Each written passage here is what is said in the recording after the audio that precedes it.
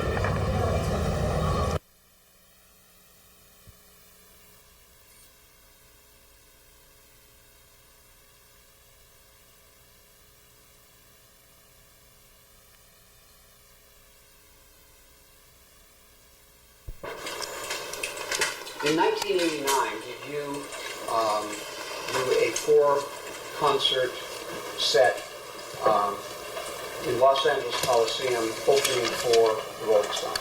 Yes, we did. I want to talk to you a little bit about some problems about drug use and drug problems up to and including that time. Is it fair to state that drug use, and when I mean by drugs, I mean hard drugs such as cocaine and heroin, were fairly common in Guns N' Roses almost from its inception? Section run big and big was cause for confusion. Were any of, expect that, within a month or two of the time that Guns N' Roses formed, were you aware of any of its members doing drugs? Yes. Who?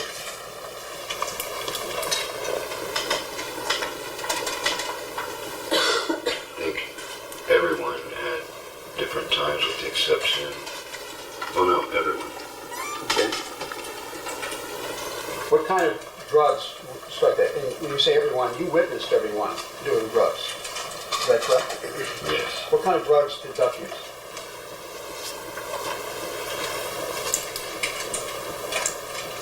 Are you have been here since the time, Your Honor?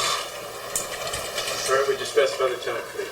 During the, well, let's broaden it out and then we'll narrow it down. During the period of time between the formation of the band and March of 1990, what kind of drugs, if any, did Duff use?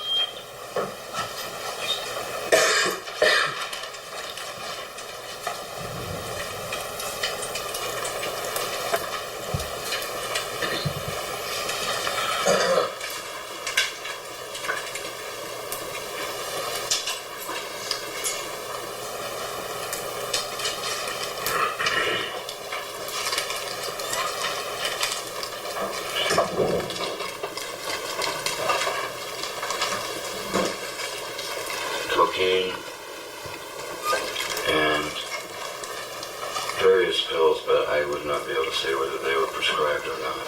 Okay. When did you first see Duff using cocaine? Objection, Your Honor. This is cumulative. The section is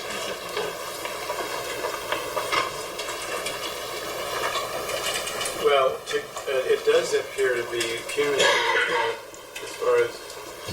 Well, I can withdraw this question and move on, Your Honor. All right. Court case is already well established. Did you have any problems during the Appetite for Destruction tour with any of your band members getting in trouble because of their drug use? Section vague and ambiguous. Overruled, you may answer. Not that I remember.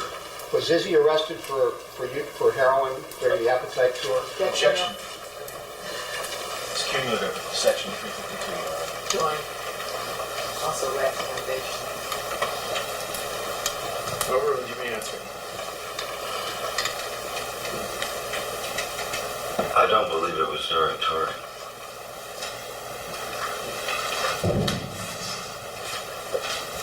Matter of fact, I think it was prior. I don't know. 352. I would join your.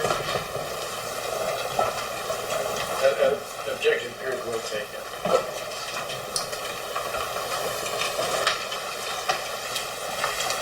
Is it fair to state, because I want to talk about your reaction to it, is it fair to state that 4 members of the band during the course of its existence partook in heroin in varying amounts?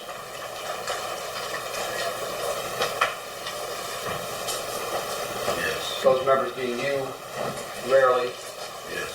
Izzy, Slash, and Steve Adler, correct? Yes. In September of 1989, did you make a statement about Mr. Brownstone at the Rolling Stones tour? Yes. Okay. And after that, did you send a message through management asking that Slash apologize publicly? Yes. You were concerned about his drug use at the time, is that correct? This is about everyone's drugs use. Who else was using drugs besides him in September of 1989 when that took place?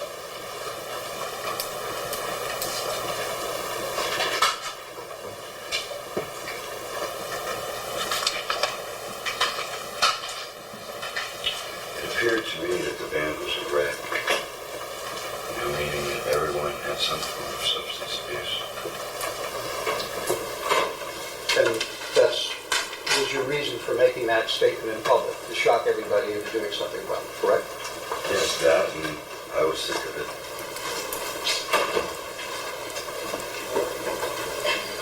Did the band sing a song from Appetite about heroin use, about what it's like to be on heroin?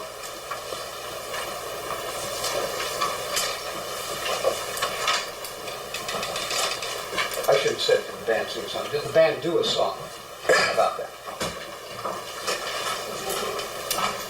It's a song about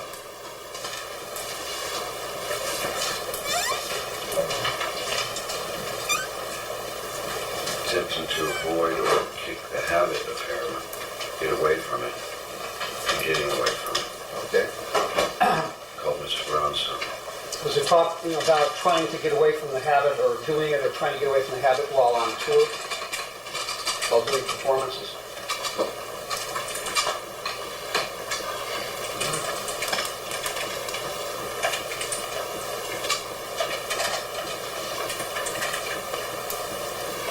All it's really talking about is heroin can be a nagging habit, Okay. and being annoyed at the naggingness of that habit. Does one of the verses of the song start with the words, "The show usually starts around 7. We go on stage about 9. Get on the bus about 11. Sipping a drink and feeling fine." Is that one of the verses of the song? Yes, it is. Okay. And the chorus goes, "We've been dancing with Mr. Brownstone. He's been knocking. He won't leave me alone." Yes. Okay. Mr. Brownstone, You're going to have the witness humming it. pardon? You could probably do much more justice to it than I, Your Honor. Okay. Mr. Brownstone is heroin, right? Yes, or anything. Okay. Any substance. I mean, it could be TV. I look at it in any way possible like that. Well, the song goes on to say, "I used to do a little, but a little wouldn't do, so the little gets more and more." That referred to drug abuse, didn't it? As I said, I think it refers to any form of substance abuse or emotional repressive. That's how I look at the song and always have. Nice. It's like, in its simplest terms, you can look at it as heroin, or you can do what you want with the song. I got you. Where'd you pick up the word brownstone? Was that a word you made up, or No, what is it? is it? And what is the word brownstone mean?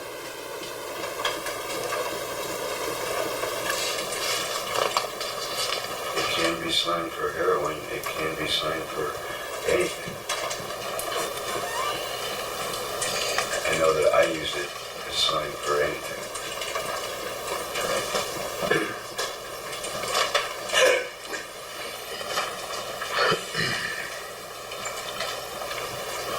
I'd like to talk to you a little bit about some things that took place after March of 1990, and I'd like to take you back to March of 1990.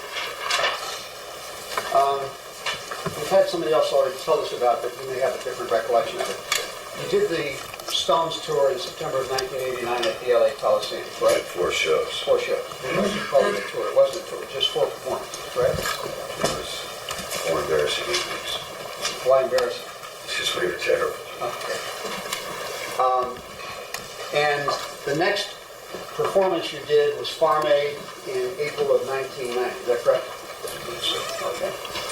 And then, because you were busy rehearsing and recording Use Your Illusions, the next opportunity you had to perform publicly was in Rio de Janeiro at a rock festival called Rock on Rio, correct? Yes. All right.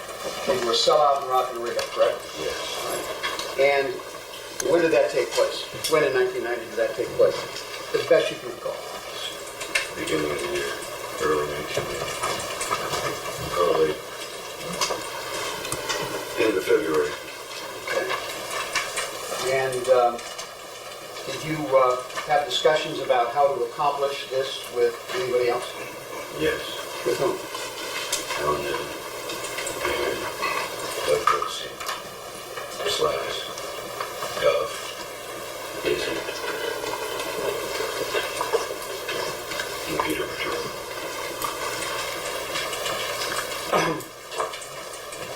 And do you remember these conversations all distinctly, or are they basically, in your mind, one conversation of which you were saying the same things?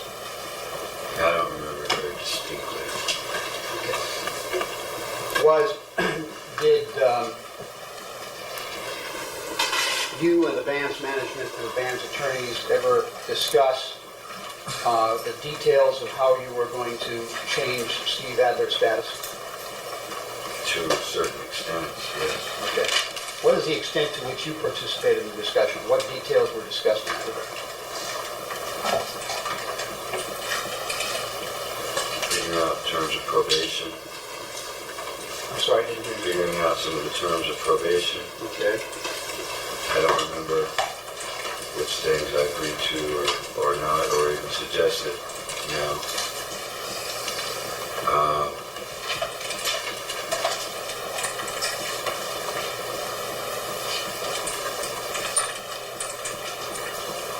And that if he couldn't get off drugs, he was gone.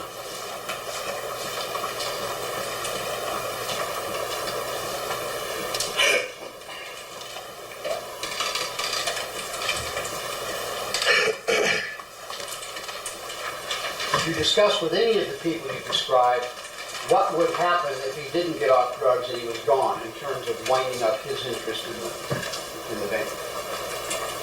You know, as I stated in my deposition, I figure all of that would be negotiated at some point.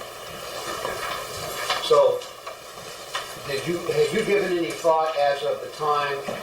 But you signed an agreement called the March 28th agreement, didn't you? Yes. Okay, and that's Exhibit 2. I think it's one of the documents before you. Do you need to look at it to know what I'm talking about? Or I can find it for you.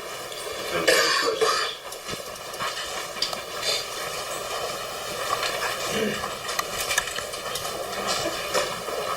The document, Exhibit 2. Yes. Okay, did you have ideas that you wanted in the document?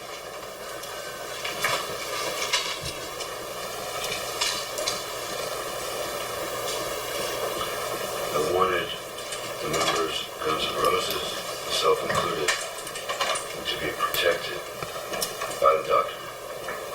Okay. Protected against what? Situations such as today. Didn't work. Well, you want to excuse me, I'm false witnesses, legal opinion. I'm sorry, Your Honor, withdrawn. And we don't know that one yet. Well said.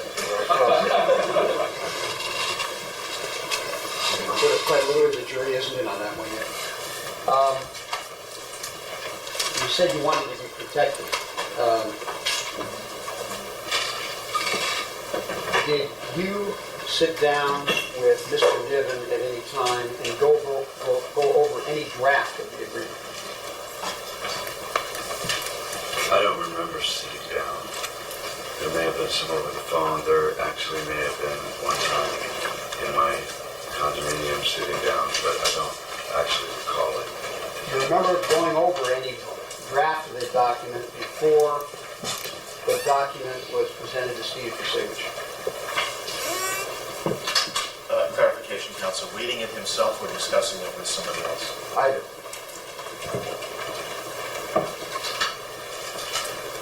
Follow me, break it down. To be honest, I don't remember. I can vaguely recall possibly, but then again, it may have been in other documents. We're constantly signing documents, and I don't know if this was over the phone or in person. You say you're constantly signing documents. You've got recording agreements, you produce use agreements, Yes. and agreements like that. But what's your habit and custom when you have to sign a document such as a recording agreement for that sort of thing? You sit down and read it through cover to cover? Depending on the document. Okay. Did you sit down and read Exhibit 2 cover to cover before you signed it? I don't remember. Okay. Did you ever rely upon the advice of your managers or your lawyers as to what a document contained rather than sitting down and trying to analyze it yourself? Yes, there have been many times I've done that. Many times you what? Many times I've done that. Okay. Did you ever get together with other members of your band and ask questions of the managers or attorneys as to what the guts of the document was rather than analyze it yourself? Yes.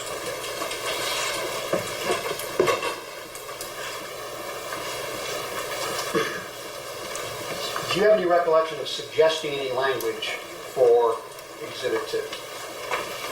Suggesting language? No. Okay. Did you They would have probably thrown my language out. Did you talk to Peter, who were you talking to about the language of the agreement as opposed to just the concept of putting Steve on probation? Join around. You're at 16. Did you talk to anybody about the language of the agreement as opposed to just putting Steve on probation? Well, that is part of the language of the agreement. The question's confusing. Vague and ambiguous. Yes, it's coming. Okay. Was it your understanding that the document that was being drawn up was going to put Steve on some kind of a probation? Yes. What else did you understand that the document was going to do vis-a-vis Steve? What point in time? Before you sign, at any time before you sign it? Please repeat the question. I want to know what else you thought that that document was going to do, what effect you thought it was going to have, other than the fact that it was going to place Steve on a probationary basis. What else did you think it was going to do?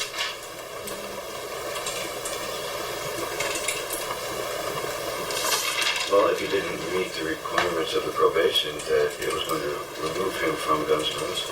Okay.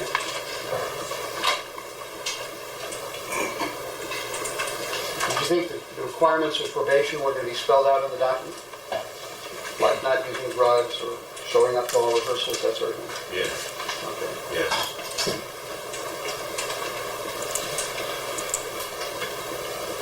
Was it your understanding that that agreement would say something about drugs and not using them? Yes. Was that your understanding when you signed the document? Objects being vague and ambiguous. When you signed the document, did you believe the document contained something about drugs and not using them? Objection. The document speaks for itself. Road, you may answer. I don't remember exactly, specifically, what I was thinking when I read the document, when I did sign it. Did you read the document? Do you remember now that you did read the I document? know that I read it. What? I know that I read it. I don't remember necessarily what I thought while I was reading it. Did you ever have any conversations with anybody before March 28th about how you would go about buying out Steve or terminating his interest and his relationship with the band if probation didn't work out? Contraction compound. Those are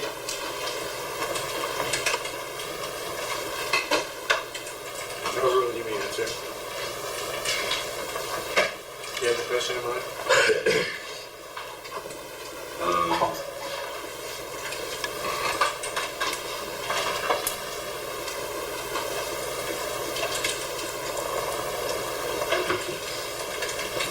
No, I was never trying to figure out how to find it now.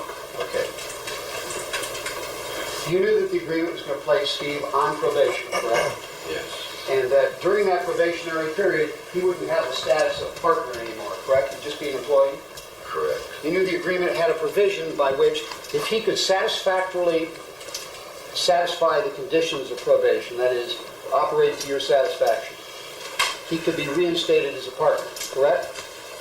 Yes, Okay, now, you knew, however, that the possibility existed that he might not be able to get off drugs, and that if he didn't, he was going to flunk out and he'd be gone, correct? yes. Okay, now, did you sit down with anybody? Oh, sorry, I say sit down generically. Did you talk to anybody, either management or other band members or lawyers, about, look, what happens if he does flunk out and it ends? What are we going to owe this guy, and how are we going to pay? Well, you want to, the questions compound, and managers or lawyers, I would request a counsel. Road, you can do that.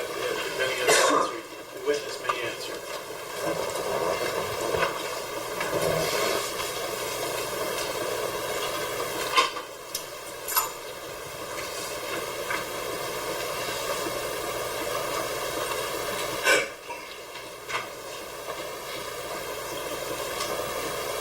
I know that there were questions asked, but